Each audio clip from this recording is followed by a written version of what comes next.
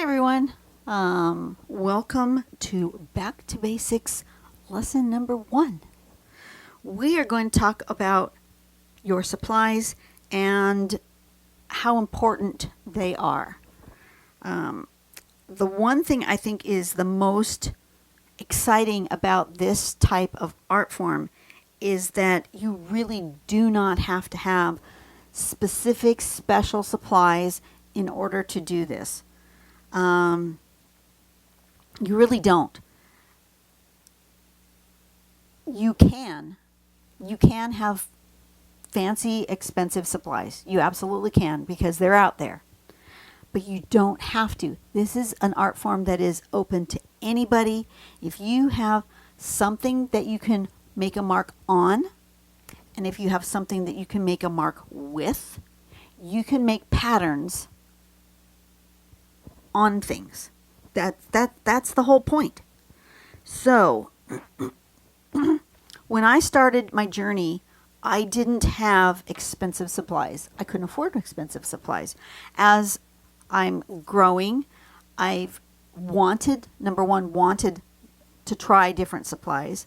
And number two, I've had more opportunity to have income that can support me purchasing supplies, or I've been gifted supplies that I've always wanted but I couldn't afford myself. And so now I have some supplies that I didn't have before. So first off, let's talk about paper. You can do simple paper like, excuse me. Like this is just a pad of like notebook paper. I don't know where the top part came from, but this was just a cheapo pad of note paper from, I believe, the dollar store, 99-cent store, something like that. It's really thin, not the best quality paper, but you can make a mark on it. You can draw a pattern on it. You can, absolutely, 100%. The next supply that, excuse me, that I wanted to go a little bit thicker. You can do it on regular printer paper. You can do it on, if you need the grid, if you want to get some quad paper, some grid paper for that's in the stationery section for doing math. Absolutely, you can do that if that's what you need. If you feel that you need that structure of what a grid does so that you can practice, by all means, get yourself some grid paper. I used for the longest time just plain white printer paper, or if I wanted to get a little thicker, I used index cards because I had a whole stack of them in my stash from when my son was at school. So rather than waste this paper, I turned it over. Most of them are blank on the back, and I used this to draw on. This particular one has a hole in it because we had at one time done flashcards on a ring. So I have a whole bunch of them with holes in them. That's okay. I could always just cut that off.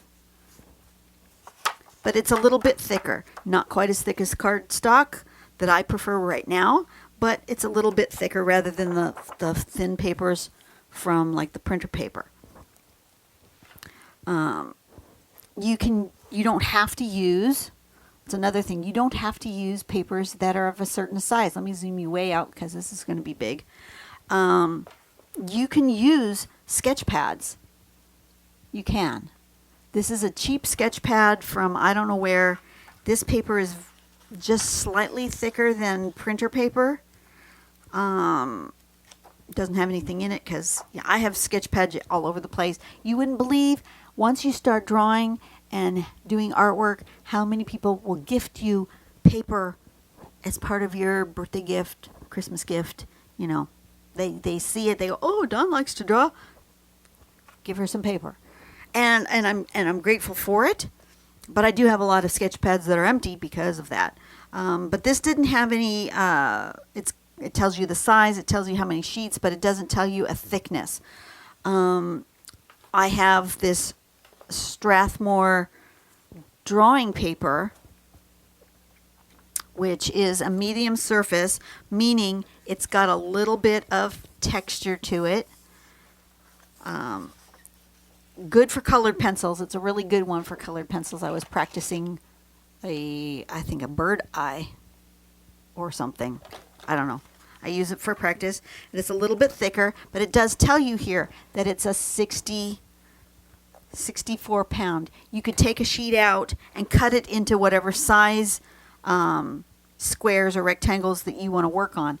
I like using the small ones, especially for drawing on my channel, because you've seen that a small piece of paper about 4 inches by 4 inches can take me up to 45 minutes to draw.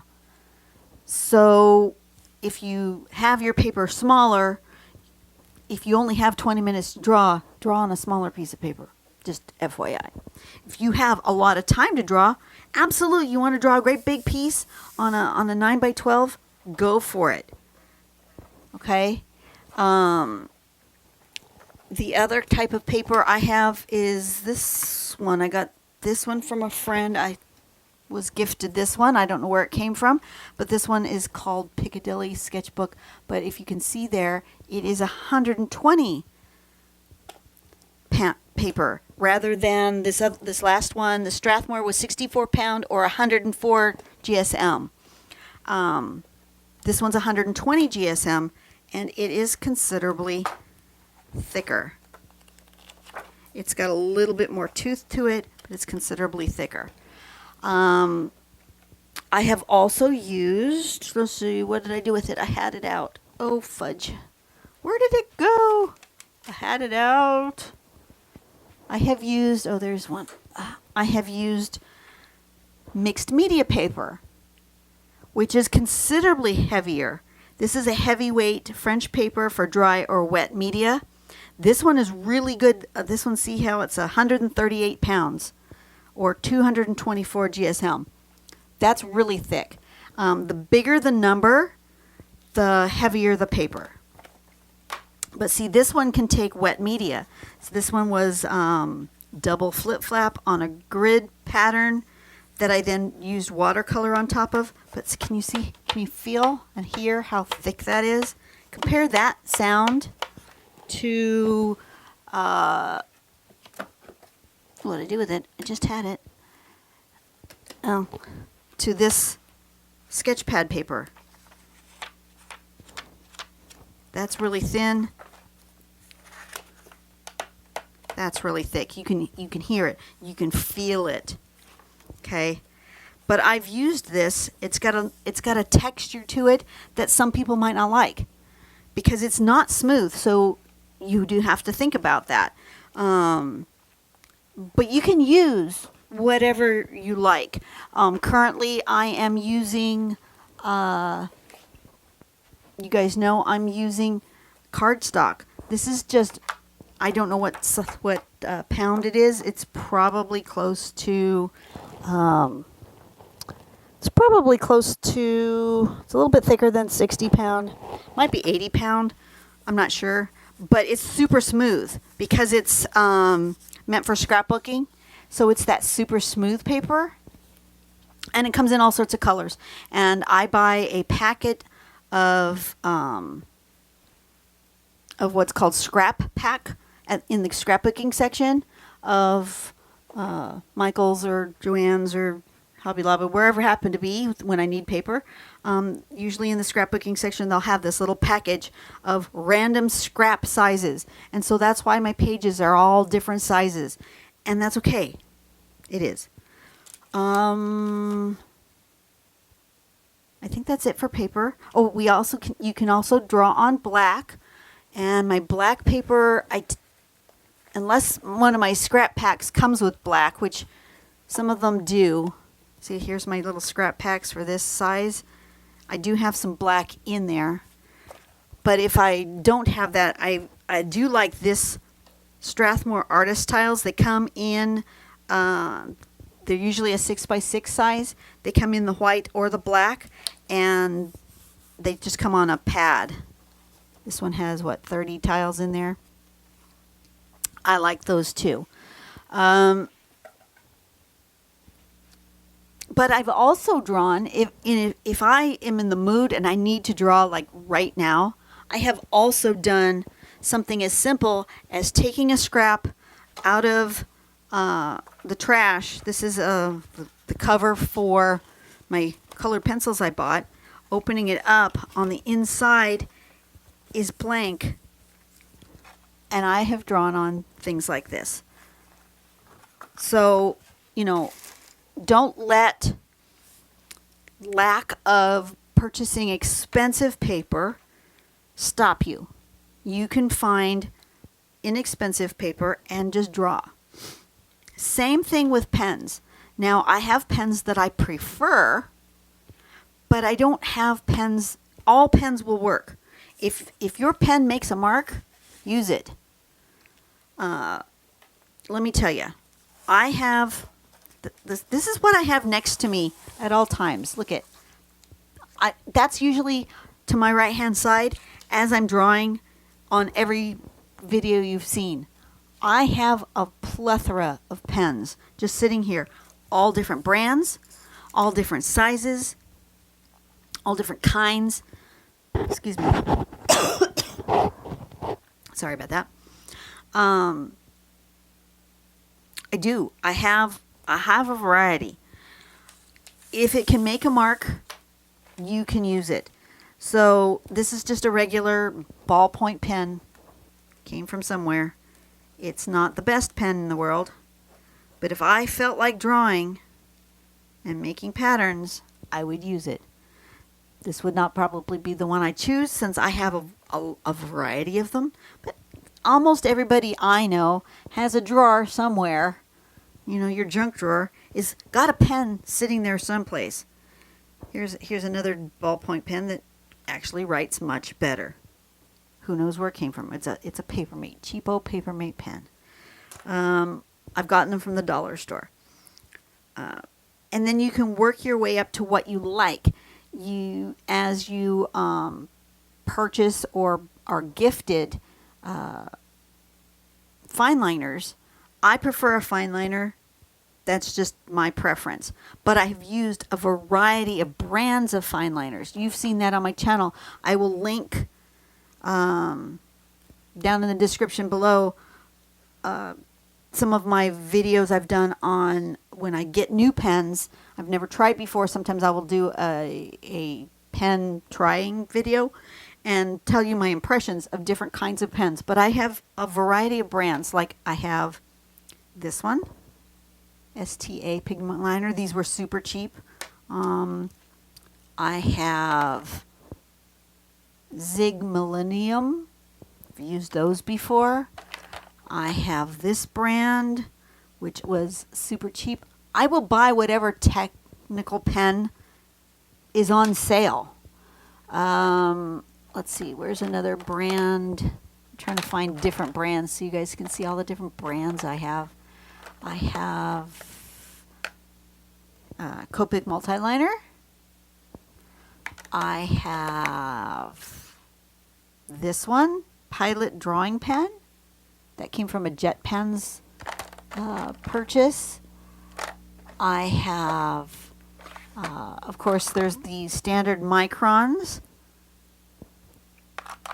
And the Micron PNs. Do you have a PN one here? Oh, here's a PN. A Micron PN, which has a plastic nib. Plastic nibs are really good because even though you don't get a variety of sizes of nib, they are stronger, so you don't. This is really good for a beginner or for somebody who has a heavy hand because they will not squish. That is the problem with the technical pens. You have to be careful with some of them. The tips are all different. Some of them are fatter than others. That's a nice fat one. That one's an 08 liner. This one is a, what size? 05. Some of them have this metal end with a nib on them. Some of them have more like a felt tip. Oh, well, that one's a brush one. That was not a good sample. Let's see. Nope. Some of them will be more like a felt tip marker, and some of them will be more like the tube type, like the Copics and the, like this one's super small and very delicate and easy to break. So depending on your particular style, what you like in a pen might be different than what I like in a pen. There is no one perfect pen. I have found some pens, any of the ones that are alcohol based, if it doesn't say water based or waterproof, oh, here's another one, Marabou. This is a good liner as well. But if they don't say water based or waterproof or archival on them, I don't tend to buy them anymore. But if I'm gifted some, absolutely, 100%, I will use them. But I have found that the alcohol-based ones, do I have a regular Sharpie in here? Sharpie pen also makes some that are pretty good, inexpensive, fun colors. But make sure it says Sharpie pen on it and not just Sharpie marker. Because the Sharpie pens, well, that one's all dried up. Time to get rid of that one. But the Sharpie pens are thin and they have a pretty good ink in them. They are not, they don't bleed. But you know, the old, plain old Sharpie marker, there's a Sharpie marker in my thing. Plain old Sharpie marker, oh, that one might be dried out. Ah, that one didn't have its lid on all the way. It's dried out. Let's try again. Sharpie marker, there's one. Are alcohol based, and they will, number one, they will bleed through your paper, but number two, they also tend, I don't know, you can see that, they tend to get a little fuzzy, and depending on the type of paper, the more fuzzy they get. The alcohol tends to soak into the fibers of the paper and bleed. So that's the only time I don't like a particular pen. I like most of them, but when they bleed is when I get irritated. That's just, just me. But you can go through your pen supply and just play with them and try them. See what you like, see what you don't like. Same thing. Pencils, same thing. I use everything from a standard school number 2 yellow pencil to whatever I have left over. My son took a art class in college, and he had to buy pencils. They make, when you're in college, they make you buy a specific brands of stuff. What did I just throw on the floor? I don't know. Something just dropped on the floor. I'll find it in a minute. But he had this pencil box full of these pencils from school. And I'm not going to waste all these pencils. So unless I get to where there were kinds that I don't like, I will use up all of these pencils for my drawings, and this is going to take years. I've been using these same sets of this same set of pencils. These, which ones are these? These Royal Graphite pencils. I'm sure they came in some sort of set. I have been using these same exact pencils, the whole set of them, probably 5 or 6 years at least, and I have tons of pencil left. Like, these are going to last me for forever, it seems like. And once again, I will put a link in the description below. I have a video about pencils and about the hardness and softness of pencils. And some people prefer a harder pencil. Some people prefer a softer pencil. There is no one standard that you have to do this artwork. There just isn't. So mostly what I'm telling you is that you can use whatever you want. Just the supplies you're going to need. You're going to need some kind of paper. you're going to need a pen, whatever you prefer. You're going to need a pencil if you want to do shading. If you don't want to do shading, you don't even need the pencil. Unless, of course, you want to use a pencil for deciding, making your layout, deciding where you want to put things on your page. You know, quite often you'll see me create my, like when you need to create a grid, you know, you need a thin pencil or one that doesn't, that's easy to erase. I like this zebra mechanical pencil for doing my grids and my planning out. Let's say I did a grid and then I said I wanted to put a circle about here and so forth. I like this because it's easy to erase. You're going to need an eraser of some kind. I prefer personally the kneaded erasers. These are fun. They are easy to use. They don't leave big chunks of eraser shavings on my page. They're fun to play with. They're a good stress reliever when I'm just sitting. If I put it in one hand and I'm just playing with it, I often do that as well. You guys don't see that too much because I do it off camera, but I do. Or just a regular eraser, you know. These kinds, I like them better because they say dust free, but they're still, they leave some dust. That's what I don't like. But these are better than, like, say, the pink ones, in my opinion. But, you know, if that's all you got, use it.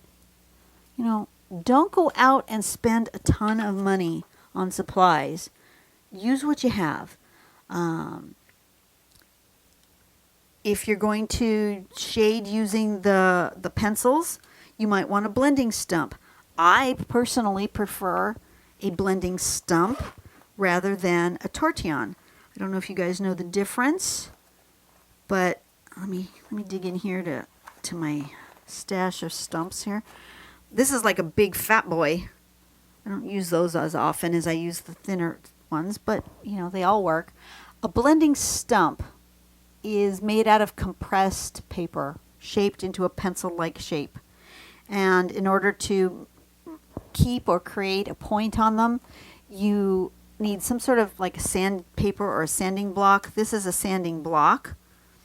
This is sandpaper. Oftentimes, a pencil set will come with some blending stumps or tortillons and the sanding block.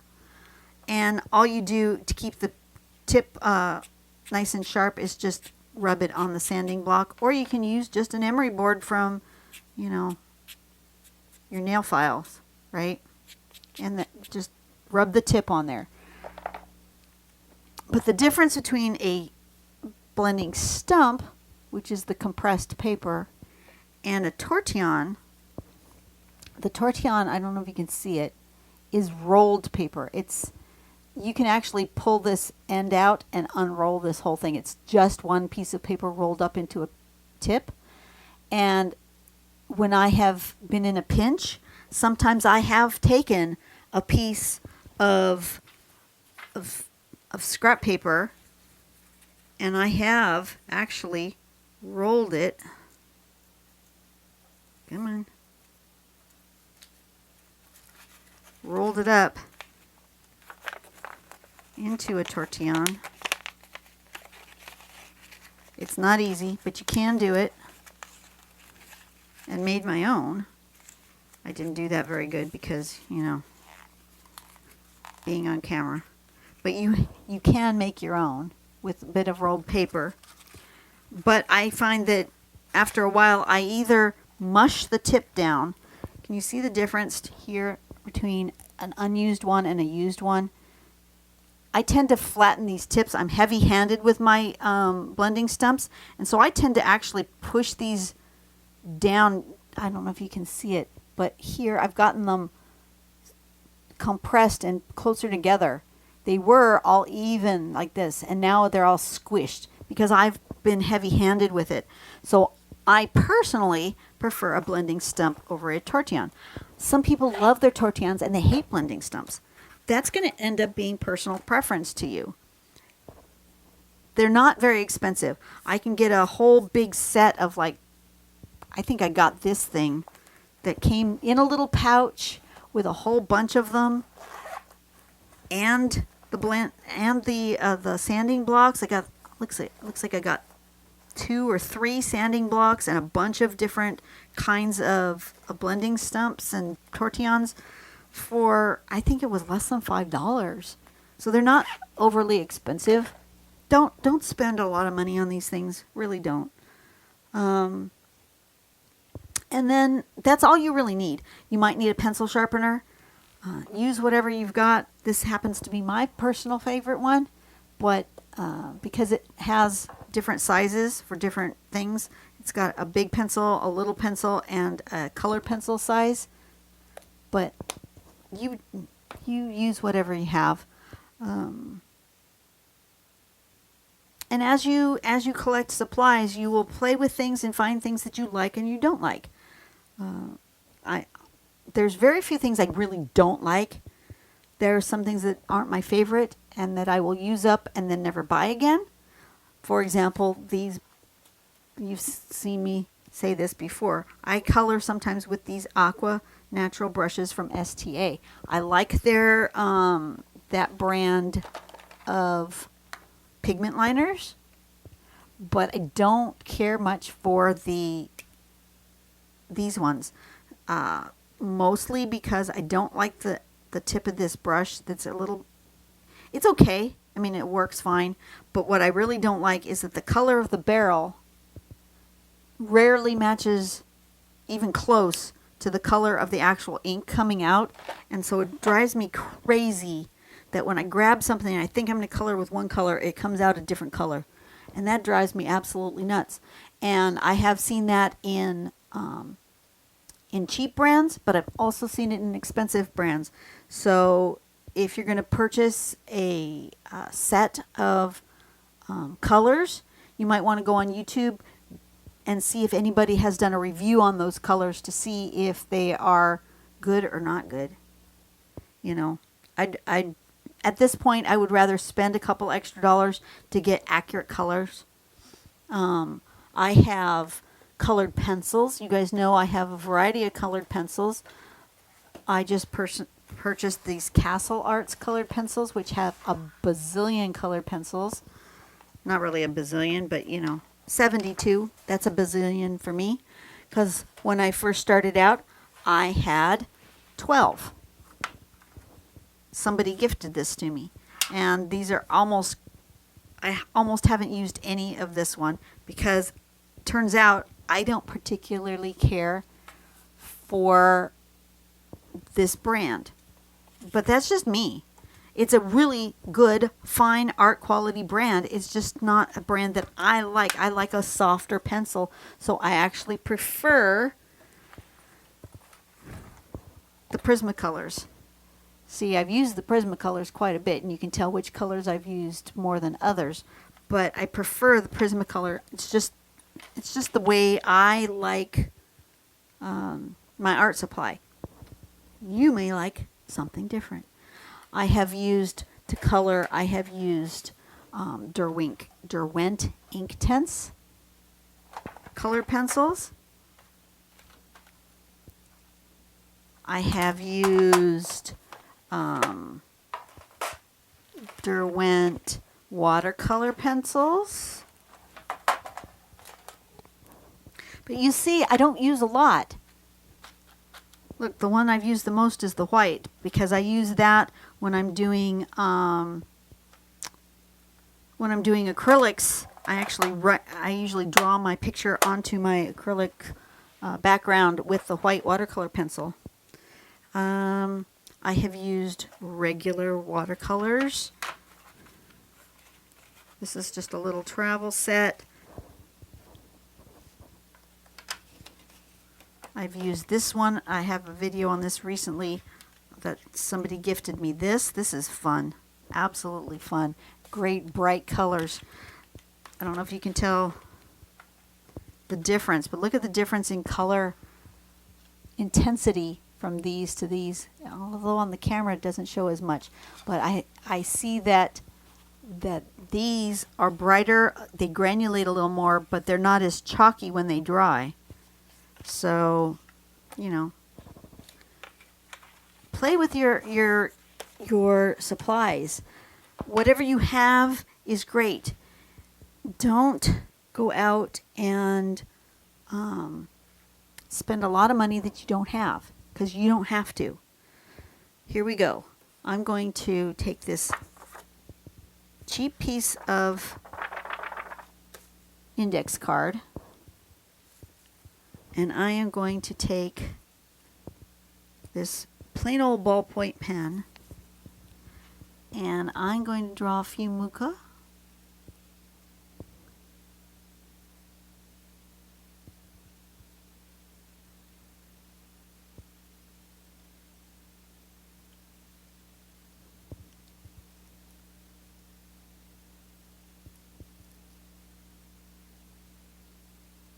Maybe with a little flux.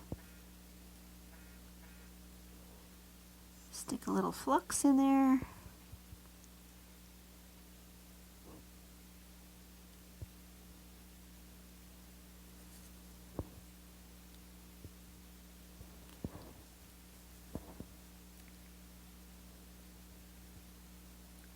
You can even, if you don't have a pencil with you, you can even shade with your pen.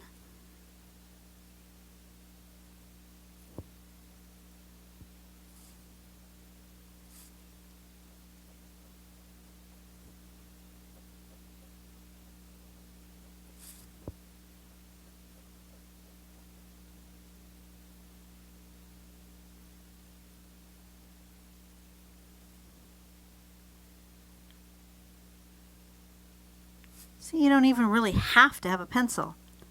All you need is something to write on and something to write with. That's all you need. You don't have to have fancy supplies. So what I'm saying is use what you've got. Pick what makes you happy to draw with, because if you have a supply that you enjoy using, you will use it more. Don't be afraid to use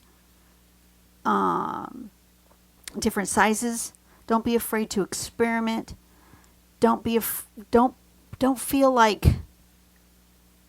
a lot of people feel like they have to have the exact supply that I am using. I get that question a lot. People will say, "What pen are you using?" Well, I don't remember necessarily over time, you know, especially if they're asking me on an older video what pen I was using that particular day, because I don't usually announce it because it doesn't matter. If I think about it, I will announce it, but I don't always. You know, I use what I have. I play. You've seen me do this. I've taken some watercolor paper, some cheap, like really cheap watercolor paper from the kids section at Michael's, I think, or maybe it was Walmart. I don't know, but a cheap kids watercolor paper, and then I've sprayed some alcohol ink, mica spray stuff on it, and cut it up into squares, and I've used this. I've done all sorts of things. I have in the past, and I don't have any pictures or anything, sorry I don't have it, but I have drawn on flower pots, and I have drawn on shoes, and I have drawn on t-shirts. Any surface that you can draw on, find the appropriate marking tool, and you can put a pattern on it. That's simple as that. I really get frustrated when I think people believe in their head and in their hearts that if they don't have exactly what I am using, exact paper, the exact pen, the exact whatever, that they cannot even try to follow along or make an attempt on artwork. Some people get paralyzed that they don't have the right product. I've seen this in other groups. I follow an artist named Cinnamon Cooney on YouTube that does acrylic paint tutorials. She is awesome. If you have not checked her out, please do so. She's awesome. But there are so many people in the group that worry that they don't have the exact color. They don't have the exact brand of paint that she's using. What if I use craft paints? What if I have this brand or that brand or the other brand? And they get so hung up with supplies that they don't play.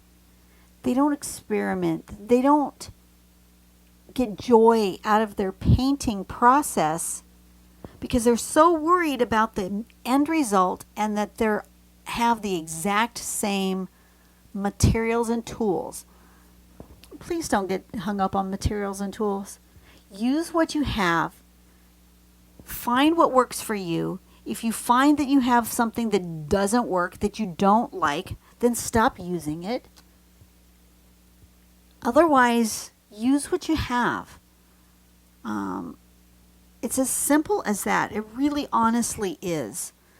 And the reason I wanted to put this as the very first thing in Back to Basics is that I want you guys to use what you've got and not go out and spend money you may or may not have, especially if you don't have money to go buy expensive supplies. Use what you've got. Find what works for you. Find the things that bring you joy, the things that you love, and experiment. And then when you come into some money or when you have the ability to ask for something on a birthday list or a Christmas list, and Christmas had just come and gone, but you know what I mean.